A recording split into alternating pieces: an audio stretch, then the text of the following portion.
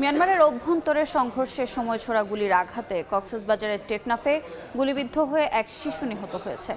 এ ঘটনার প্রতিবাদে সড়ক অবরোধ করে বিক্ষোভ করেছেন স্থানীয়রা। বিজিবি জানায় ভোরে টেকনাফ সীমান্তের কাছে মিয়ানমারের অভ্যন্তরে আরাকান আর্মি ও জান্তা বাহিনীর মধ্যে সংঘর্ষ শুরু হয়। গোলাগুলির শব্দে ঘুম ভাঙে টেকনাফবাসীর। দুই পক্ষের মধ্যে অন্তত ঘণ্টাব্যাপী গোলাগুলি হয়। এক পর্যায়ে রোহিঙ্গার সশস্ত্র গোষ্ঠীর সদস্যরা সীমান্তের শূন্য রেখার দিকে পিছু হটে অবস্থান নেয়। সকাল ৯টার দিকে আবার উভয় পক্ষের মধ্যে তীব্র সংঘাতের ঘটনা ঘটে। এ সময় মিয়ানমার দিক থেকে ছোড়া গুলির সীমান্তের বাংলাদেশি এক বসতঘরে আঘাত হানে। এতে আফনান নামের বাংলাদেশি এক শিশু গুলিবিদ্ধ হয়ে মারা যায়। এ ঘটনার পর সীমান্ত এলাকায় নিরাপত্তা জোরদারের পাশাপাশি বিজিবির অভিযানে আটক করা হয় ৪৭ জন রোহিঙ্গা ডাকাতকে।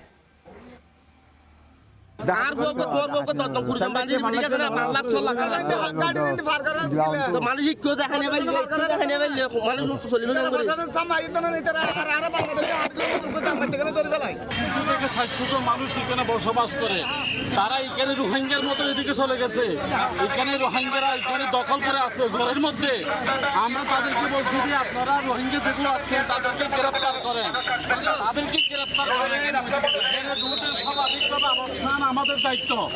এখানে আমরা অত্র এলাকার মধ্যে আমরা কিভাবে শৃঙ্খলা আনতে পারি দেখেন। এই মুহূর্তে কক্সবাজারের টেকনাফে আছেন সহকর্মী সুজাউদ্দিন রুবেল। সরাসরি যাচ্ছে তার কাছে। রুবেল, সীমান্তের ওপারে যে উত্তেজনা, সেই উত্তেজনার র্যাশ কিন্তু এখনো পর্যন্ত কক্সবাজারের যে টেকনাফের হোয়াইকং সীমান্ত রয়েছে সেই সীমান্তে আসলে বিরাজমান রয়েছে।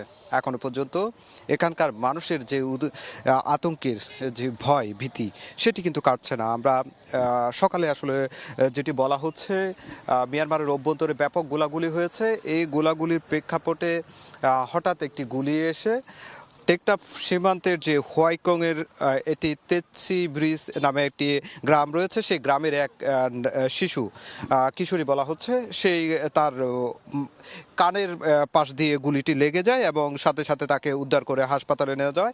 এখন পর্যন্ত পুলিশের পক্ষ থেকে আসলে তার মৃত্যু হয়েছে বলে সেটি নিশ্চিত করা হয়েছে।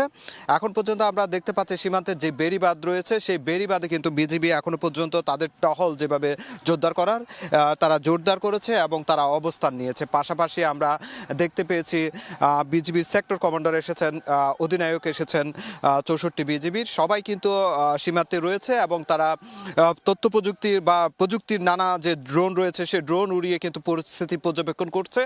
আর পাশাপাশি সীমান্তের যে শুনশান নীরবতা, একদম বেড়িবাঁধের আশপাশে যেখানে মানুষের কৃষি জমি রয়েছে, মৎস্যঘের রয়েছে, সেখানে কিন্তু মানুষজনের যাওয়া সম্পূর্ণ নিষেধ। সেখানে আসলে কিন্তু কেউ যেতে পারছে না। এক প্রকার মানুষ ভয়ভীতির মধ্যে রয়েছে। আমরা সীমান্তে যে বাসিন্দাদের সাথে কথা বলেছি, তারা বলছে যে গোলাগুলি গত কয়েকদিন ধরে গোলাগুলি হচ্ছে, সেই গোলাগুলির আজকে একটি গুলি এসে পড়েছে এবং একজনের নিহতের ঘটনায় তাদের মধ্যে আতঙ্ক বিরাজ করছে। তবে বিজিবি যেটি বলছে, তারা সর্বোচ্চ নিরাপত্তা জোরদার করেছে। এখন পর্যন্ত সীমান্ত থেকে প্রায় রোহিঙ্গা যে ডাকাত দল রয়েছে, ডাকাত দলের প্রায় ৪৯ জন সদস্যকে বিজিবি আটক করেছে। অভিযান এখনো অব্যাহত রয়েছে। তো এই ছিল আমার কাছে টেকনাফ সীমান্ত থেকে সব শেষ। সরাসরি যুক্ত ছিলাম কক্সবাজারের টেকনাফ সীমান্তে। মিয়ানমারের অভ্যন্তরে বিদ্রোহী গ্রুপ আরাকান আর্মির সঙ্গে রোহিঙ্গা বিদ্রোহী ও জান্তা বাহিনীর সংঘাতে বাংলাদেশের সীমান্ত এলাকা দিন দিন ঝুঁকিপূর্ণ হয়ে উঠেছে। রাখাইন থেকে ছোড়া গুলিতে গত ২ বছরে ৩ জন নিহত এবং ২০ জন আহত হয়েছেন। এ অবস্থায় সীমান্ত এলাকায় সামরিক শক্তি বৃদ্ধি ও নিরাপত্তা জোরদারের পরামর্শ বিশ্লেষকদের। বিস্তারিত জানাচ্ছেন কমল দে। বাংলাদেশ সীমান্তবর্তী মিয়ানমারের রাখাইন রাজ্য বর্তমানে চরম উত্তপ্ত অবস্থায় রয়েছে। একদিকে যেমন মিয়ানমারের জান্তা সরকারের সেনাবাহিনীর সঙ্গে বিদ্রোহী আরাকান আর্মির রক্তক্ষয়ী সংঘাত চলছে, তার সঙ্গে নতুনভাবে সংঘাতে জড়িয়েছে রোহিঙ্গা নেতৃত্বাধীন অন্যান্য বিদ্রোহী গ্রুপগুলো, আর তাতে নিরাপত্তা শঙ্কার মধ্যে পড়েছে বাংলাদেশ। আরাকান আর্মি এবং রোহিঙ্গা যে বিদ্রোহী গোষ্ঠী আছে তাদের ভিতরেই সংঘাত চলছে। মধ্যখানে মিয়ানমার সেনাবাহিনীও সেখানে জড়িত। সো এটা স্পিল ওভার হওয়ার, অর্থাৎ আমাদের এখানেও এসে তারা যখন সংঘাতে এক পক্ষ টিকতে পারবে না, সেই পক্ষ আশ্রয়ের জন্য হয়তো বাংলাদেশে আশ্রয় নিতে চাইবে। সেখানে উপসর্গ যোগ হয়েছে, বাংলাদেশের জন্য ঝুঁকি তৈরি হয়েছে। এদিকে মিয়ানমারের রাখাইনে সংঘাতে চরম আতঙ্কের মধ্যে রয়েছেন বাংলাদেশের টেকনাফ এবং উখিয়া সীমান্তে বসবাসকারী হাজার হাজার মানুষ। এর আগে ওই অঞ্চলে মিয়ানমার বিদ্রোহীদের ছোড়া মোটর শেল এবং গুলিতে দুজনের মৃত্যু ও আহত হয়েছেন বেশ কজন। সবশেষ রোববার সকালে মিয়ানমার থেকে ছোড়া গুলিতে প্রাণ হারিয়েছেন এক শিশু। গোলাগুলির মধ্যে এখানে লাম্বাগুলির মধ্যে একটা ছেলে নিহত হয়েছে, মারা গেছে। আর বেশি আতঙ্কের মাঝে আজ সারা লাইট ভোর গোলাগুলি চলে।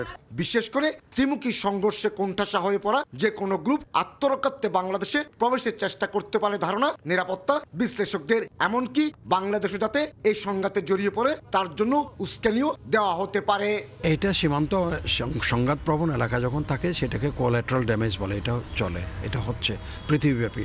এটার জন্য কূটনৈতিক পর্যায়ে প্রভাব আলোচনা করা এবং যারা সংঘাতে সেখানে জড়িত আছে যে পক্ষের সাথে বাংলাদেশে, তাদেরকে দূরে সরে যাওয়ার জন্য হয়তো অনুরোধ করা যেতে পারে। বাংলাদেশের সঙ্গে মিয়ানমারের 271 কিলোমিটার সীমান্তের মধ্যে অন্তত 54 কিলোমিটার নাফ নদী এবং বঙ্গোপসাগর, আর বাকি স্থল সীমান্তের মধ্যে রয়েছে বান্দরবানের নাইক্ষ্যংছড়ি, কক্সবাজারের টেকনাফ, উখিয়া। বর্তমানে সীমান্তে অবস্থান রয়েছে বিদ্রোহী গ্রুপ, আরাকান আর্মি এবং রোহিঙ্গা ভিত্তিক গ্রুপগুলোর। কমল দে, সময় সংবাদ, চট্টগ্রাম। অন্য প্রসঙ্গ, বাংলাদেশে একটি অবাধ, সুষ্ঠু এবং নিরপেক্ষ নির্বাচন দেখতে চায় ইউরোপীয় ইউনিয়ন। দুপুরে রাজধানীর একটি হোটেলে ইউরোপীয় ইউনিয়নের নির্বাচন পর্যবেক্ষণ দলের প্রধান ইভারোস আইজাবস গণমাধ্যমকে একথা বলেন। জানান, রাজনৈতিক দলগুলোর সঙ্গে সাক্ষাতে অবাধ, সুষ্ঠু এবং নিরপেক্ষ নির্বাচন আয়োজনের কথা জানিয়েছে ইইউ প্রতিনিধি দল। বলেন, সুষ্ঠু নির্বাচন আয়োজনের সবচেয়ে চ্যালেঞ্জিং জনগণের মধ্যে বিশ্বাস স্থাপন করা। লেভেল প্লেইং ফিল্ডের জন্য আইন শৃঙ্খলা রক্ষাকারী বাহিনীর শক্তিশালী ভূমিকা প্রয়োজন জানিয়ে ইভারোস আইজাবস বলেন, অবাধ এবং সুষ্ঠু নির্বাচন করার সক্ষমতা রয়েছে বাংলাদেশের। কানাডা, নরওয়ে, সুইজারল্যান্ডের 200 পর্যবেক্ষক কাজ করবেন ত্রয়োদশ জাতীয় সংসদ নির্বাচনে। 2 মাস পর্যবেক্ষণ শেষে নির্বাচনে নিরপেক্ষ পর্যবেক্ষণ তুলে ধরবে EU. Bangladesh is capable of having really credible participatory elections. আমরা মনে করি বাংলাদেশের সুষ্ঠু, অবাধ ও নিরপেক্ষ নির্বাচন আয়োজনের সদিচ্ছা ও সক্ষমতা আছে। রাজনৈতিক দলগুলো তাই চায়। দলগুলোর পাশাপাশি জনমনেও আস্থা আনতে হবে। সামাজিক মাধ্যমের অপব্যবহার ও ঘৃণাসূচক বক্তব্যগুলোর ব্যাপারে ইউরোপীয় ইউনিয়ন পর্যবেক্ষণ করবে। ফরেন সার্ভিস একাডেমিতে প্রধান উপদেষ্টা প্রেস সচিব প্রেস উইংয়ের ব্রিফিং চলছে, সরাসরি যাচ্ছে সেখানে। এবং এটা বাংলাদেশের আমি একটু আগেই বলেছি, একটা ডেমোক্রেটিক উত্তরণের জন্য খুবই প্রয়োজনীয়। ইলেকশনের জন্য উনি বলেছেন যে মেজর চ্যালেঞ্জ হচ্ছে সোশ্যাল মিডিয়া থেকে যেই ধরনের সোশ্যাল মিডিয়া ব্যবহার করে আপনি জানেন যে খুব ম্যাসিভ মিসইনফরমেশন, ডিসইনফরমেশন ছড়ানো হচ্ছে এবং এখানে এইটা দিয়ে অনেক ক্ষেত্রে ভায়োলেন্স ইনস্টিগেট করা হচ্ছে।